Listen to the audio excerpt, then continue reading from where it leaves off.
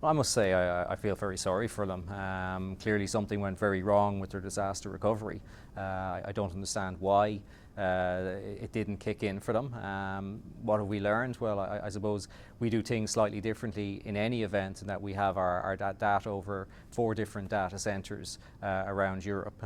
We do numerous trials to make sure that our data recovery works and our disaster recovery, everything's in place as it should be. This was a profound IT failure. Are you sure the same thing couldn't happen to Ryanair?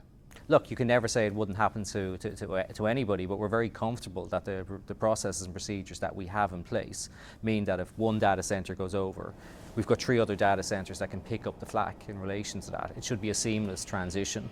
We do disaster recovery testing on an ongoing basis. But our footprint is also somewhat less complex than a lot of other airlines. You know, we don't have as much transfer, and we don't have an awful lot of the kind of interlining issues that they have.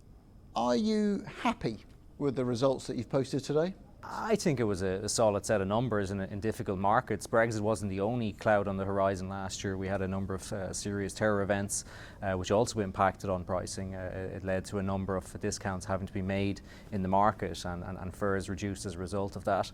On a lesser basis, the year didn't have an Easter in it as well, which meant we didn't have the benefit of strong Easter numbers. So there was a number of headwinds against us, Brexit being one of many. And yeah, I'm very satisfied with the numbers that we brought out this morning. Open Skies is the agreement that lets flights go from the UK into mainland Europe. And you say the uncertainty about that is going to make you pivot growth away from the UK. But surely a deal will be done. To be honest, there's a huge amount of uncertainty out there at the moment. Nobody really knows what's going to happen with Brexit. I saw the debate last night, and we one side of the argument saying there will be a negotiated settlement. There's the other side of the debate saying, you know, there may be no deal. In the meantime, we're coming up to next summer, where we have to load our schedules for the summer of 2019 with no certainty as to whether the UK are going to remain in open skies or not. If bilaterals are going to be, you know, if they decide not to stay in open skies, and that depends, you know, staying in open skies requires free movement of people, it requires accepting the rulings of the European Court of Justice, and we understand that they're not going to be accepted and that it's more of a hard Brexit, then a bilateral needs to be negotiated by October 2018 so that it can be ratified by March 2019.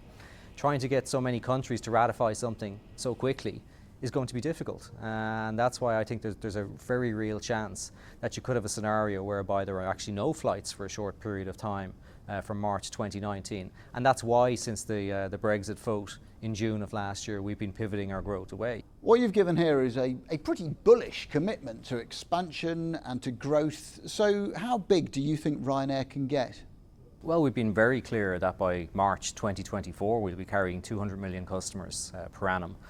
We became the largest scheduled carrier in Europe in the year just ended, where we carried over 100 million, in fact we had 120 million customers, and we're well on track to achieve those 200 million customers, which is about 21-22% of the European market share by March 2024.